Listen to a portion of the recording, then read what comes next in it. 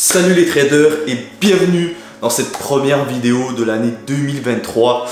Je suis très content de faire cette première vidéo, super excité. Première vidéo, elle sort assez tard durant ce début d'année 2023. Mais pour ceux qui me suivent, donc pour mes abonnés fidèles qui me suivent donc sur Instagram, ils savent très bien que j'étais parti donc pendant un mois en Afrique du Sud dans des vacances vraiment magnifique que j'ai adoré. Donc voilà, si tu veux être un peu plus au courant de mon quotidien de trader, tu peux toujours me suivre sur Instagram, ça s'affichera quelque part sur simplement ton écran. Donc première vidéo de l'année, je reviens donc en force. Vous allez voir que j'ai beaucoup de projets qui sortiront pendant cette année 2023. J'ai très hâte de vous les présenter. Et puis pour ce début d'année 2023, vous le savez, ceux qui me suivent aussi sur TikTok, vous avez pu voir que j'ai passé donc un nouveau test de PropFirm, cette fois-ci sur MyForexFund, donc un challenge à 100 000 que j'ai passé donc en début d'année 2023. Et c'est pourquoi depuis que j'ai partagé donc ce TikTok là, on m'a beaucoup demandé sur Instagram et TikTok donc comment réussir à passer les tests là, puisque vous savez que je suis aussi sur un compte FTMO et puis j'ai maintenant un compte MyForexFund aussi, donc j'ai deux tests qui sont passés pour le moment. Et puis j'ai donc décidé de vous faire une vidéo pour vous donner simplement tous les meilleurs conseils qui vont vous permettre vous aussi de passer donc ces tests là de PropFirm. Donc reste bien jusqu'à la fin de la vidéo pour être au courant de toutes les informations que tu as besoin. Tu verras qu'à la fin tu sauras absolument tout et tu auras tous les détails nécessaires pour que tu puisses toi aussi réussir ces tests là de PropFirm. Donc c'est parti. Donc juste avant qu'on commence, désolé pour simplement le son. Vous voyez qu'il y a eu un petit peu de changement dans mon setup, nouveau bureau, mur en noir. Il y a beaucoup de changements qui vont se faire dans mon bureau. Il n'y a pas encore grand chose, donc ça se peut qu'il y ait un petit peu d'écho, j'en suis désolé, mais je ferai de mon mieux pour simplement que vous ayez quand même un bon son pour cette vidéo là. Donc le premier point qu'on va maintenant attaquer, c'est simplement être honnête avec vous. Donc pourquoi est-ce que je dis être honnête avec vous? Puisque c'est quelque chose de super important. Avant de passer les tests de PropFirm, vous devez vous demander la question suivante. Est-ce que je pense réellement avoir les compétences nécessaires pour passer ces tests-là? Parce que oui, certaines personnes simplement débutent en trading et sont vite informées qu'il y a une possibilité de trader avec un gros capital et de pouvoir faire énormément d'argent. Alors que la réalité des choses, c'est que très peu de gens qui vont se lancer dans ces tests-là de PropFirm vont simplement réussir à les passer. Il y a une statistique qui dit que 90% des traders qui vont passer les tests de PropFirm vont échouer. Donc seulement 10% vont réussir. Donc une personne sur 10 réussissent à passer les tests de PropFirm. J'ai encore lu une information par rapport à ça, que ceux qui réussissent à passer ensuite les tests, donc le test de challenge et par la suite la vérification, seulement 3% arrivent à faire leur premier cash out lors du premier point avec leur vrai compte de trading. Donc c'est juste pour vous dire à quel point ce n'est absolument pas facile de passer ces tests là et encore plus de pouvoir faire son premier cash out sur son compte réel. Donc vraiment posez-vous la question, puisque vous allez investir une somme pour payer, passer donc ces tests là. Donc c'est important d'être honnête avec vous et de vous dire simplement, est-ce que ça fait déjà assez longtemps que je fais du trading? Est-ce que j'ai une stratégie qui fonctionne? Est-ce que je me sens à l'aise pour simplement débuter ces tests là? Et pour ça, j'ai donc deux choses que vous pouvez faire pour vérifier si vous avez les compétences nécessaires et pour savoir si vous êtes prêt à vous lancer dans ces tests là. Donc le premier choix qui vous offre à vous, qui est gratuit, c'est tout simplement d'aller sur FTMO. Site FTMO, vous avez donc la possibilité de tester le format test gratuit. En fait, c'est le même format que si vous passiez les challenges, simplement les mêmes règles. Tout est exactement pareil. Ils vont vous donner donc un compte démo. La différence qu'il y a, c'est au lieu que ça dure 30 jours, ça dure 14 jours pardon. Et vous allez donc pouvoir vous tester comme si c'était un examen réel, voir si vous êtes capable de passer donc ce challenge là. Après, vous avez une deuxième option où cette fois-ci, vous allez investir un petit peu d'argent, mais ça en vaut toujours la peine. Et je trouve que c'est peut-être une option un petit peu meilleure qui va vous mettre dans des conditions vraiment réelles cette fois-ci, puisque vous allez investir un petit peu d'argent. C'est tout simplement d'aller sur MyForexFund. Vous avez tout simplement le challenge à 5000, ça coûte 30 $, ça coûte vraiment absolument rien. Vous allez être dans les mêmes conditions que si vous passez un test à 50, 100, 200 et même 300 000, les mêmes règles, les mêmes conditions. Et à ce moment-là, vous allez pouvoir voir de vous-même si vous êtes capable de passer ce test-là, oui ou non. Deuxième point qui va être super important, je fais deuxième point qui va donc être super important, ce qui va vous permettre donc de bien gérer vos tests donc de prop firm, c'est la psychologie. La psychologie, selon moi, c'est la chose la plus dure à contrôler lorsque vous allez passer donc challenge là, puisque vous allez avoir donc vos émotions qui vont souvent rentrer en jeu. Et pour moi, il y a deux facteurs qui vont faire en sorte que vos émotions vont rentrer en jeu. Le premier facteur, c'est que vous avez une possibilité à la fin de la course, donc si jamais vous réussissez à passer les tests, de trader avec un énorme capital et de pouvoir faire potentiellement, je dis bien potentiellement par la suite, des retraits, des gros retraits tout simplement. Donc ça amène de l'excitation. Voilà, il y a les émotions qui vont rentrer en jeu lorsque vous allez prendre des positions, etc. Il y a le stress, il y a beaucoup d'émotions qui vont rentrer en jeu. Donc le deuxième facteur qui va rentrer en compte et qui, selon moi, pourrait faire rentrer en jeu vos émotions, c'est simplement le fait que vous allez débourser de votre poche des centaines de dollars ou des centaines d'euros pour essayer de passer un test et que vous pouvez potentiellement les perdre si vous n'arrivez pas à passer tout simplement ces tests-là. Il y a l'argent qui rentre en compte, il y a le fait que vous pouvez trader avec un gros capital à la fin si vous arrivez à passer simplement ce test-là. Donc ça sont pour moi deux facteurs qui font en sorte que ça peut rendre le test plus compliqué, mais j'ai quand même trois choses qui peuvent vous aider à justement diminuer ces émotions et avoir une meilleure psychologie, être plus focus lorsque vous allez débuter donc ces tests-là. Donc la première chose qui va vous permettre donc d'être en contrôle sur vos tests et d'avoir une meilleure psychologie et de vraiment de concentrer, c'est d'avoir un plan de trading solide. Et pour moi, c'est la base des bases, c'est quelque chose qui est super important, d'avoir un plan solide avec une stratégie qui fonctionne pour vous, que vous avez backtesté auparavant et qui donc va vous permettre de réussir à passer donc ces tests-là. Dans votre plan de trading, j'en ai fait une vidéo complète, elle s'affichera juste en haut, tu pourras aller la voir, où tu pourras créer ton propre plan de trading. Tu es supposé aussi avoir une stratégie de risk management que tu vas appliquer à la lettre durant tout ce challenge-là, que tu vas respecter à fond.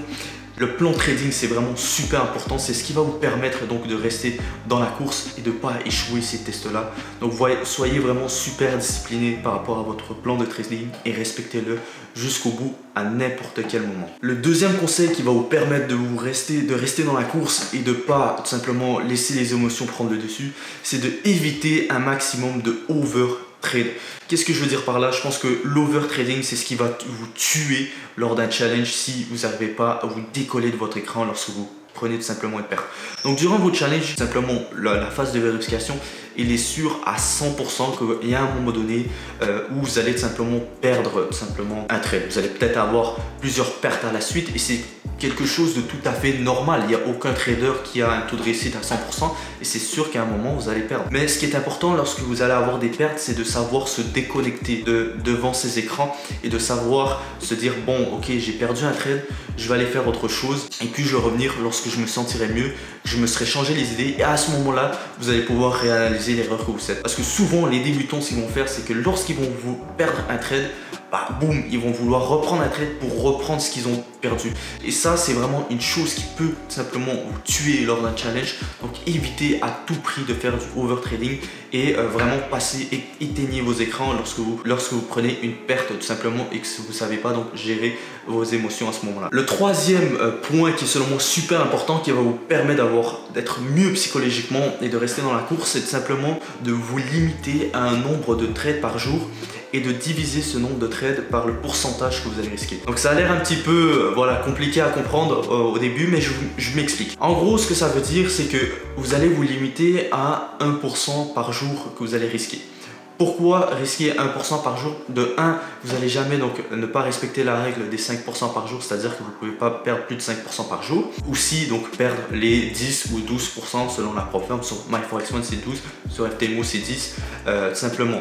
Ça va vous permettre aussi de rester plus longtemps dans la course, puisque pour que vous échouez donc le test, vous allez devoir perdre soit 10 fois de suite sur FTMO ou 12 fois sur MyForexOne. Donc si par exemple vous prenez 2 trades par jour, sur le premier trade que vous allez prendre, vous allez vous limiter, vous allez risquer donc 0,5%. Sur le deuxième, même chose, 0,5%. Et si jamais vous perdez les 2 trades, vous avez terminé pour votre journée, vous allez reprendre, vous allez pouvoir retrader le lendemain. Donc ça, c'est quelque chose de super important. Encore une fois, respecter cette règle-là des 1% par jour, ça va vous permettre encore une fois de rester plus longtemps dans la course et de pouvoir augmenter vos chances, vos probabilités de simplement réussir ces tests-là. Donc le troisième point qui est super important selon moi et qui va vous permettre vraiment d'augmenter vos probabilités vos probabilités de gagner, tout simplement de réussir ces tests-là, c'est d'avoir un bon risque-reward et savoir bien gérer son trade lorsque vous êtes dans un trade en cours, tout simplement. Donc un bon risque-reward pour moi, c'est simplement que vous allez risquer ce que vous êtes à l'aise. Donc par exemple, si vous prenez 2 trades par jour, comme je vous ai dit l'exemple juste avant, donc vous allez risquer 1% par jour. Si vous risquez 1% par jour, vous devez avoir minimum pour le trade que vous allez prendre, pouvoir gagner 2%. Donc avoir un ratio de 1 pour 2 au minimum. Plus, c'est toujours mieux, mais si vous n'avez pas un ratio de 1 pour 2, ne prenez pas le trade, s'il vous plaît. C'est vraiment mauvais. Par la suite, la deuxième chose, quand je parle de gestion de trade, c'est tout simplement de savoir quand est-ce que vous allez placer votre stop loss à break-even. Parce qu'il est bien beau de prendre un trade, mais si vous ne savez pas comment le gérer, ça ne sert pas à grand chose non plus. Donc moi, personnellement, ce que je fais, c'est que je place, lorsque mon ratio est un 1 pour 1, je place mon stop loss à BE. Pour moi, c'est une règle super importante. Ça me permet de pouvoir après avoir mon trade free, donc c'est-à-dire gratuit. Donc si jamais il revient à mon point d'entrée, mais je ne perds rien. Tandis que si je ne placerai pas mon stop loss à BE et que par exemple le prix monte en ma faveur à 1 pour 1, et puis tout d'un coup, boum, je sais pas, il y a une donnée économique qui sort, ça vient toucher mon stop loss, ben là j'aurais perdu par exemple 1% pour rien, alors que j'aurais pu le sécuriser lorsque c'était donc à 1 pour 1. Placer des alertes, pour moi c'est super important de pouvoir placer des alertes. Vous allez pouvoir recevoir l'indication sur votre téléphone si vous n'êtes pas devant votre écran. Vous allez pouvoir savoir donc quand est-ce que vous allez prendre des take profit partiels, si vous en prenez, quand est-ce que vous allez placer votre stop loss en profit, tout simplement lorsque vous êtes en profit durant votre trade. Donc c'est important de toujours avoir un œil, de savoir ce qui se passe sur votre trade, parce que si vous laissez ça comme ça, il peut y arriver des petites surprises et forcément vous allez peut-être perdre des trades que vous n'auriez donc pas dû perdre tout simplement. Donc apprenez à bien simplement gérer votre trade et surtout avoir un bon risque-reward, donc un bon ratio au minimum 1 pour 2 et plus c'est toujours mieux. Alors le dernier point qui est selon moi super important et que je trouve en tout cas que c'est une grosse erreur que j'ai fait personnellement aussi, parce que le premier challenge que j'ai fait c'était sur FTMO, c'était un compte à 25 000, je l'ai perdu. C'était tout simplement parce que j'ai décidé de le passer trop vite. Souvent lorsqu'on débute et qu'on teste notre premier test de prop firm, souvent on a envie de le passer rapidement et on a une règle dans ces prop firm là qui vous dit que vous avez 30 jours pour réussir simplement ce challenge là et que vous avez un minimum de 5 ou 10 jours selon la prop firm. Vous devez au minimum trader pendant 5 jours et vous avez un maximum de 30 jours pour le challenge pour réussir à passer le test. Certaines personnes vont tout simplement se lancer, ils vont overtrade, ils vont vouloir passer le trade, vont pouvoir passer tout simplement le challenge trop rapidement, alors que c'est une erreur. Pourquoi se précipiter alors que vous avez 30 jours et que vous avez un minimum de 5 ou 10 jours pour le passer? Donc vraiment, prenez votre temps. C'est pas tous les jours qu'il y a des opportunités pour prendre un trade. Ça, c'est quelque chose que vous devez comprendre aussi. Et c'est quelque chose qui va vous permettre de rester plus longtemps dans la course aussi. Puisque souvent, une erreur, vous allez pouvoir passer, vous allez être en profit par exemple de 2-3% pour la semaine. Et vous allez vous dire, ah, il me reste que 5%, oh, il me reste 6% à faire. Ben, je vais essayer de le terminer durant la semaine. Et boum, ce qui arrive, vous allez perdre un trade. Vous allez perdre un deuxième trade, vous allez commencer à vous énerver, vous allez boum, vous allez péter un plomb et vous allez tout simplement vous retrouver à moins 5, moins 6, moins 7, peu importe. Vous allez tout simplement, désolé de ce mot-là, niquer un petit peu votre trade alors que vous étiez bien parti. Donc c'est important de vraiment prendre votre temps. Vous avez tout simplement 30 jours pour le faire et c'est largement possible.